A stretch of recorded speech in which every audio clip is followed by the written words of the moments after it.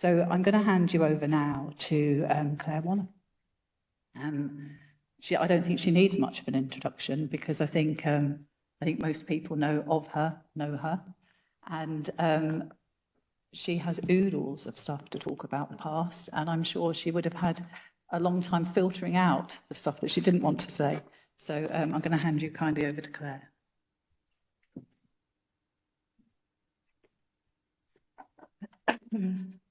Okay.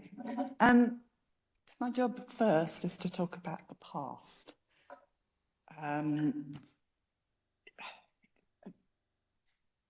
Guys, is it possible to get speaker notes up on here? No, okay, don't worry. Right, in that case, this could be really short and really interesting. So, okay, that's fine. It doesn't matter. Okay. What I want to talk about today, and in fact, it is quite interesting because, as Jenny said, once I started to look at the past and the idea of where this all came from, it was really apparent to me that there was kind of something really good and healthy about what we did. And I want to show you, thanks to people who have worked for, this comment was made, it's really good, really useful when people work for the same firm for a very long time. Because what it means is they have access to documents that the rest of us didn't, because we've moved from one place to the other. So thank you very much to Sheila and Kim for trawling through their archives to find some of this information. Okay. Okay.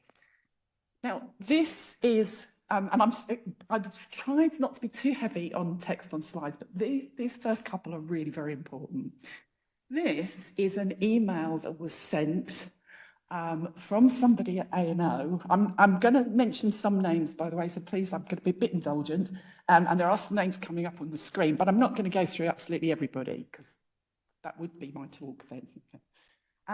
And if you read this, you can see it says, I write with a suggestion that's been in the back of my mind. A while ago, a director here came and he'd been discussing it with his peers about Word XP.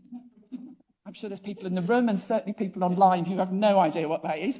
And there'll be a few things come up where people go, what? But it did, apparently it generated an awful lot of feedback, okay? This is the interesting bit though.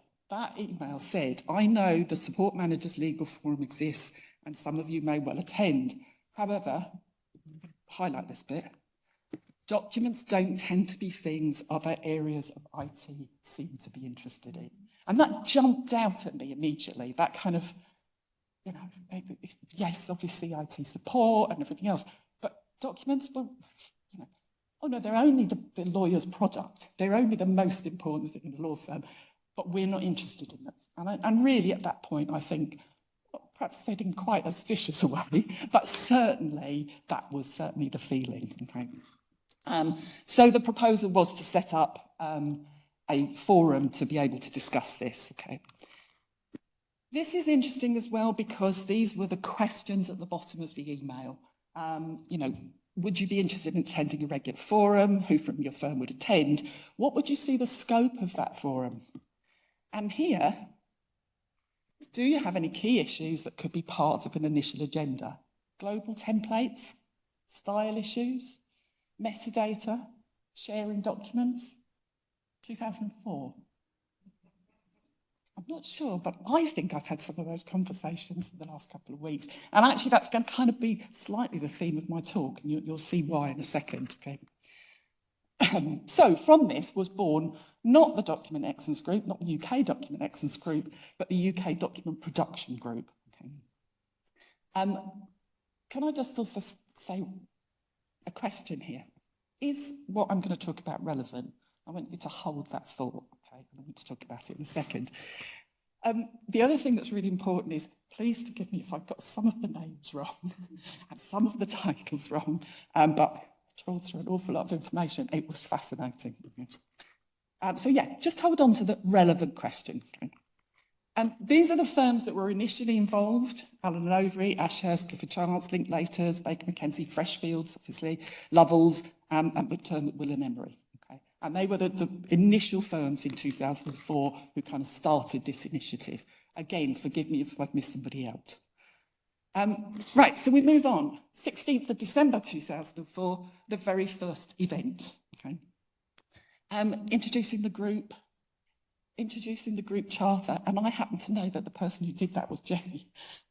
Yes, you did. so interesting. I also know that there was a survey or questionnaire done that was done by Sheila. So again, all of these people have been around for a very, I've been around the longest, I'm the oldest, don't worry, but certainly from that point of view, they've been involved for a very long time, okay? The other thing that's really interesting is InfoPath. What's that? I don't know what it is, but a lot of people now obviously wouldn't know. Digital rights management, information rights management, security, things that we talk about all the time, but on a slightly different level at that point. So, and of course the mandatory networking at the end, got to be there. Okay, so we now move on. There's a bit of a gap in the archives, I think, but we now move on to the 2006 organising committee. Sherry Bevan, who I had hoped would be here today, but maybe will turn up a bit later. Justin from Asher, Sheila, okay. And now obviously Kim becomes involved. Where are you, Kim? Yeah. Still here. And Sally, who was from Freshfields, and again was very, very instrumental in setting this up. There were lots of other people. Please don't think, and please, if I don't mention your name, it's not a slight. You're all wonderful. Okay. Now, at this point, the group charter, this is the group charter that I found. Non-profit, same now. Promote knowledge and collaboration, same now. Share experiences and know-how, same now. And the group expects members to attend meetings, be open, potentially participate in initiatives, and you're going to hear more about that later, and provide a meeting forum if possible. So again, thank you, Clifford Chance, and any other firm that's done that in the past. What I wanted to show here, and I've just taken a few of these slides, they are quite basic. I cannot imagine what version of PowerPoint they were done in, so I did have to convert them. But this was the survey. I think there was something like 39, 49 people, I can't remember the exact number, responded. But these were the questions. See, people got the camera out and go, what? What was the operating system you were using? Okay, Windows 2000, Windows XP, and 4 firms that responded had moved on to Windows 2003. Okay. Which document management software were you using? Everybody's going, what? And I think it's really interesting that, because that was one of the big discussions at the time, was Interwoven, which I've seen moved on to be iManage. They had desk site, they had mobile, they had file site, and you'd say to people what you're using, and they'd say Interwoven, and you'd say, yeah, but what? So I think, again, that's quite an interesting one. Okay. Which word processing software? Again, quite a variety at that point, and obviously there still is, and I know this is going to be brought up later, but obviously that idea of online now and Office 365, and what's the difference between them all? Okay. This one I found fascinating. Okay. 7 firms at that point had no metadata removal software at all. Okay, and that was just the ones that responded. But obviously at the time, Workshare, Metadata Assist, and again, interesting, in-house developed.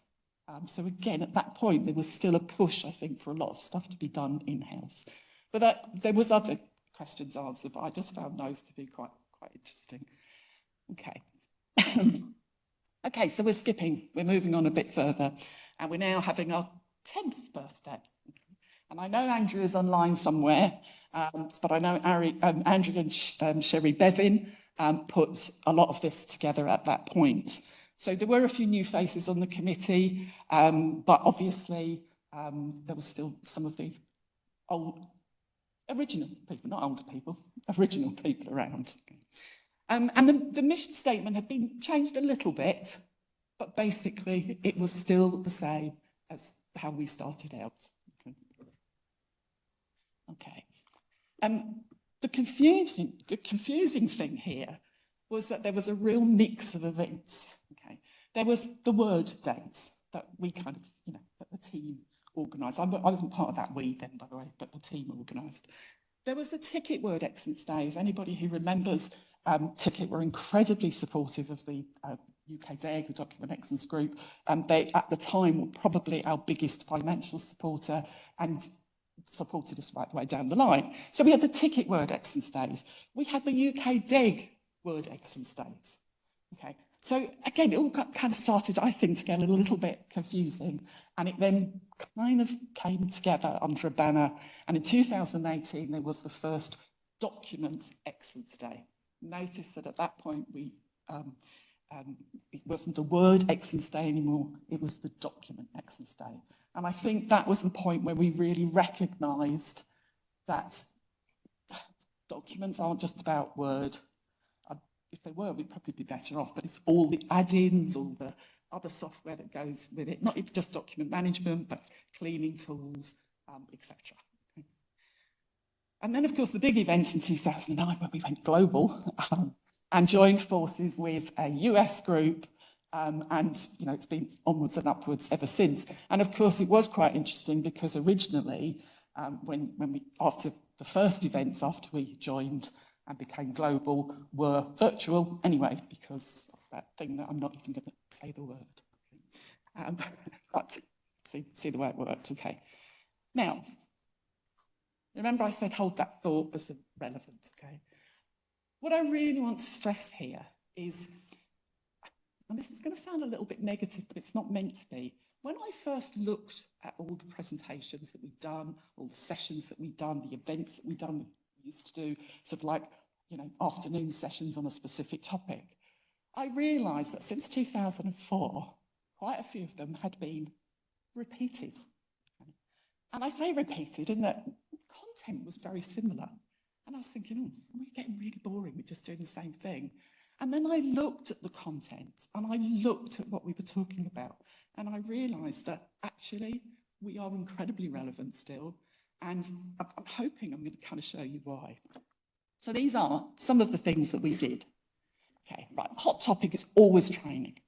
Things change, and particularly now, things change so much, so fast. So we've covered that in lots of different ways over the years since 2004. And you can see I've put the dates on if I've been able to find them. So you can see right back in 2013, there was a panel discussion around these topics. We've done joint events with ILTA and the LTC4. We've talked about successful onboarding, the importance of upskilling. We've talked about other training issues as well, but the idea here is that you can see how it moves. Now, the topic might be the same, but the content wasn't, because things have changed. Online learning, all of those things. So it's relevant to the time that we're talking about it. What else? Okay. There was a session called Solving the Dropbox Problem. But again, it's all about security, and that's what that was about then. It's the same now, and we are still talking about it. There's things that we've done that have led to us developing solutions, and I know that that's going to be talked about as we go through. So I'm not going to dwell on some of those things, and Richard's already mentioned them. But we did two sessions, one in 2015 and one in 2019, the rise and fall of document production. It was actually called, I couldn't fit it on the line, it was actually called the rise and fall and rise of document production. And what's the future of the DPU? And I believe, and I think this is, we would all agree with this, that is what then led to the beginnings of the document, the capabilities matrix, because it was about how do we upskill people, how do we make sure that they're, equipped for the future. This one really got me thinking. Beyond Word in 2014, and then we did a session, if not Word, what are the choices? I think that's something we're going to be talking about quite a lot over the next year, 2 years, 3 years. I have no idea what the answer is. I'm talking about the past here. I am not predicting the future in any way, shape or form. But again, you can see that one's going to be really interesting. I think we've done a lot of education, Word, Office, what's new in 2016. We did a session on themes, PowerPoint and Excel tips. I also remember actually, that came to mind, that Danielle and Julie did a session that was called something like what was it? It was things that you didn't know you remembered. And it was all in sort of like bits and pieces that people go, oh yeah, I used to do that. That's really good. So again, all of those, educating, if you like, the people that have been around for a long time, reminding them, but a lot of new people would never have learned those things without the Document Excellence Group. This one, moving target, definitely. Bring your own device. That was how it started. Bring your own device, mobile, diversity, platform working, hybrid. And that, again, is going to continue through, I think, with long conversations. Then there's the idea of us keeping up to date. Again, it's relevant. So in 2013, we did a session about PDFs. We then did the same, but not the same session, 10 years later in 2023. Because by that stage, the standards were different, people using it differently, and so on. So it's the relevance at that time. Sherry, I told you I was going to steal us something from yours. This one was another 20-year anniversary, and anybody who's been around for a while will know about Sherry's 7 laws of word outline numbering. If you don't, go to the Document Excellence Group website and have a look, because it's really, really fascinating. And it's fascinating that 20 years later we were talking about it. And I stole one slide, and it's this one. But just in time. Okay. So again, if anybody doesn't know what that is, grab somebody at lunchtime and we'll explain it. Okay, I'm not going to go through it. Thank you, Sherry. Sorry for stealing them. So, okay. Again, going global. I like this. 2014, we did our first panel discussion.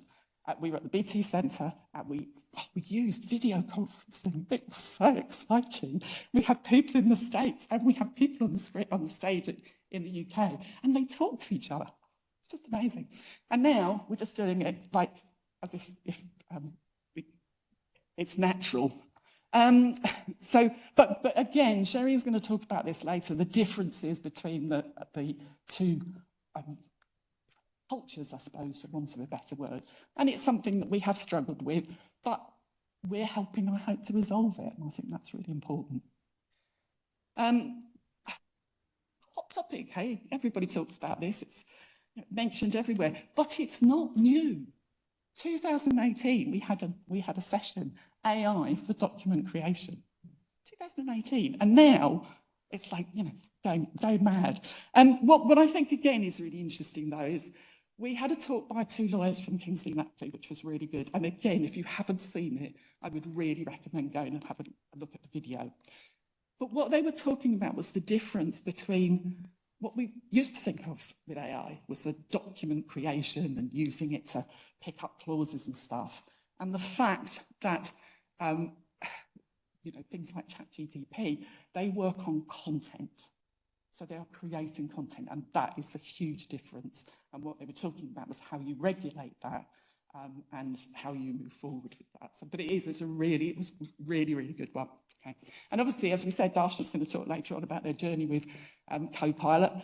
We're all talking about it. I have to mention standard styles, okay, but I know that that's going to be talked about later on. So we have done other initiatives with standard styles and so on. Okay. How much time have we got left?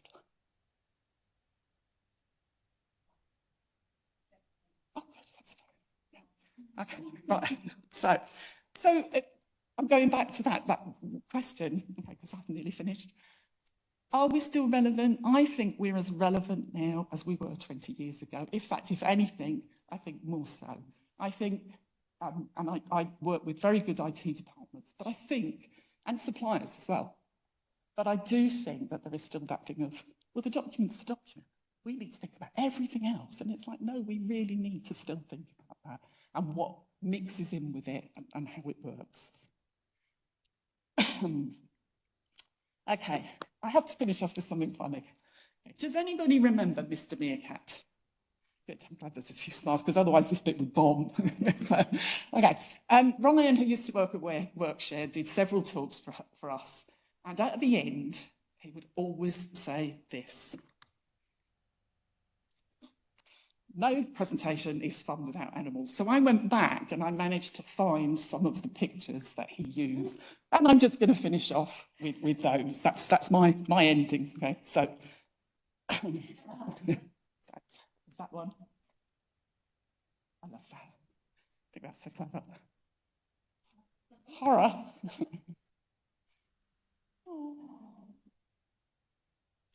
Thank you. That's it. Excellent.